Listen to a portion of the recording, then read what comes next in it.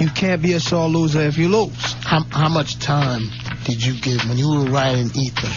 How much time did you give to that? I mean, everybody's like, oh, you know, did you do it in one day? You just knocked it out?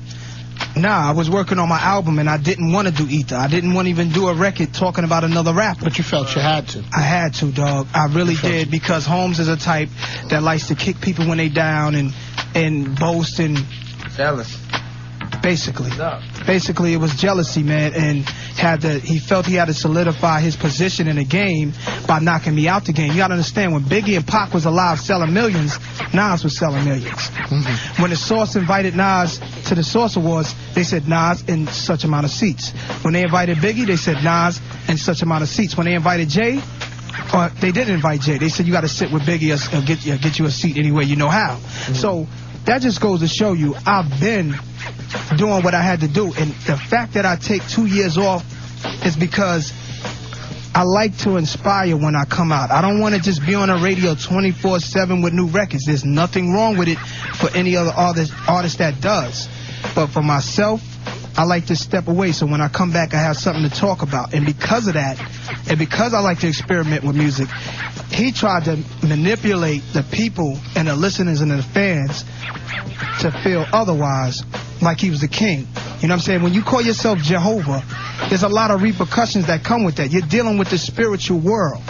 When you call yourself Jehovah, that's serious business. The God MC. Like nobody inspired you. Like you were the best of all, of everything. Self-praise, when you praise yourself, ladies and gentlemen, is no praise. That's clapping for yourself. For you to say that it was cool for BET to put you better than Biggie is sick. First of all, let's get it in perspective. The great rappers of the beat you playing right now is Eric B. and Rakim, Coogee Rap, Big Daddy Kane. They inspired me and Jay. Jay was around Big Daddy Kane. Nas hung out with Eric B. and Rakim when I had the time. And Freddie Fox and them and Large Professor brought me into that. I came up with them. He was with Kane. Kane and Rakim had this thing going on, but it never got to this point where Big Daddy Kane made a song, The Wrath of Kane, and he got into Rakim. He started talking about him, but they chilled it out because they were gods and they knew they had to pave the way for brothers like me and Jay. So for me to get here and say that I'm the best is sickening. It's erasing all the people who paved the way to put me there. I wouldn't know what hip-hop was if I wasn't a little kid listening to Marley Marl and Red Alert on the radio. Period. So I gotta pay homage to them and pay homage to Biggie and Pac in my video, and never say that if I'm not better than Big, I'm the closest one. That's sick. Did you ever, Hot 97, Nas, Funk Flex, let me ask you something. In all of this that's happened and everything that's going on, did you ever get a chance to speak to Jay-Z, like after Summer Jam and that happened? Did you and him talk? I paged the God. I said, because he's a black brother, we all gods. Straight up. He is my brother. I paged him. I said, it's all fair in love and war. He paged me back and said, send a number. I paged back and said, you send a number. So he paged me back with a number to a studio. He wasn't there. Then he paged me with another number. I hit him and he said, yo, God, in no way was we up at Hot 97 disrespecting you. If we were, and I'm telling you this, I'm lying to you and I'm not a man. Jay knows he said this to me. Okay. I said, cool, bro. If you mean that much, then that means even if there was disrespect from any of his crew, he's taking the blame and said, Nas, my bad. So that was the end of it. We met at Stout Party again. I said, what up, dog? Yo, we had a good conversation. We smoking cigars and we chilling, my man. Everybody was there, the little girls from the hood, Shanita and everybody, my man, Lord, Bar Kim, everybody was there. We chilling. And I'm like, dog, you know the tension is brewing in New York City. And we can't do this because we don't know what the effects of it, that it would have, the after effects. And he said, no doubt, you're right. And we had a good conversation. He also knew the marketing of it. So I think it was inevitable for him to come at me at Summer Jam because he was dissing Mobb Deep. You know that's my Lil Thuns. So when you dissing Mobb Deep, somewhere down the line, here I come. Same thing I said to Tupac. I said, well, God, you know, rest his soul. I said, you know, you came at Mobb, and then I didn't hear Machiavelli at the time. So you came at Mobb, and I heard you was coming at me. And he said, and we was going to resolve it, but he had passed 3 days later. So he had came at me at the Summer Jam. So I put out, it took me a while, but I put out Stillmatic, which y'all don't play. But y'all do play. After I put out Ether, Jay made 2 records, ladies and gentlemen.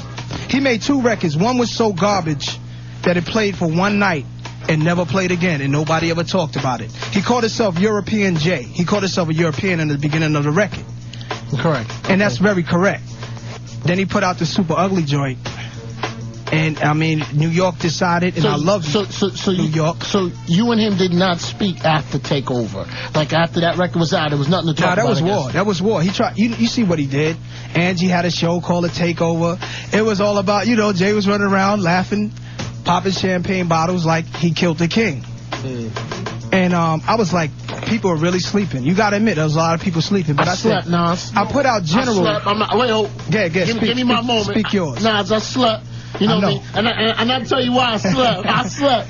Because the last time me and you were together, right, and we were conversating, and me and you were in the other room, just me and you, I didn't feel it from you and your energy and everything. So exactly. I felt that too. Yeah. I didn't feel it from you. So you know, I did not think that you could come back after that. I mean, you proved me wrong. And that's the art of war. Because in the General, I explained in the second verse what I was going to do. Okay. But the record was not about him. In the General, I explained my art of war and how it would go down. I showed him I said what I was going to do. If you listen to that last verse, I said you wait, you focus, you plan your attack, and then you move. Now, when he was on the radio on the next day after I beat him in the battle, when he was on the radio and said that a lot of stuff, I was like taken back because he said I'm not going to be Nas' friend no more. Okay. We wasn't friends to begin with. We was associates. We were artists. Jay-Z's an artist. I'm an artist. I respect what he laid down and what he's doing. What did you think of? I mean, when Jay came and he spoke with Ange, you know, pitiful.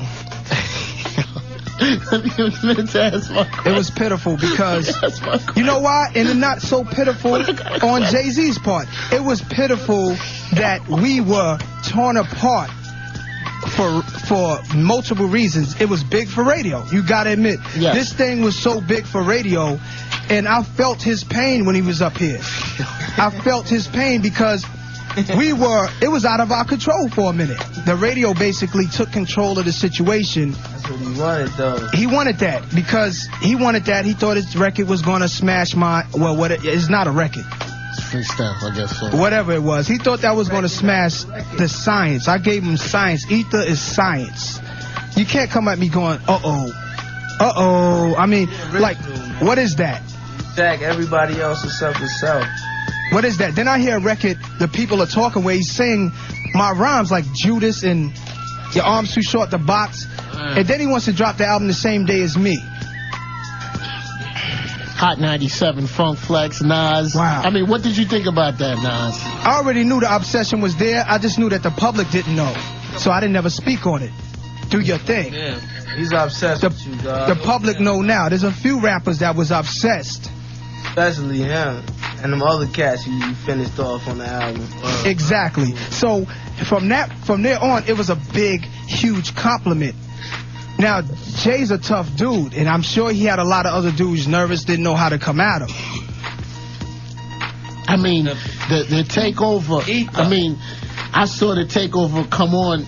In places with other rappers around, and you know, there was people whistling. They didn't know. I mean, you got to give it to and Jay. not people that were on the record. I just mean, you know. No, you got to give it to him. This was a battle of the minds. This was one of the biggest battles in history. The cannabis LL battle can't touch this. You feel what I'm saying? And LL Cool J is the king. No disrespect to the king, LL Cool J, but this stopped the world. Like he said, this stopped New York. What did you feel? Radio stations owe me some cash because I mean, not here, the whole country, the entire country, because we won the battle throughout the entire country. On every radio station. So this was national? This was national. No, brothers was calling from Africa. My cap fell out. Brother calling from Africa, Europe, and the whole nine. This was big. And we won everywhere. The champ.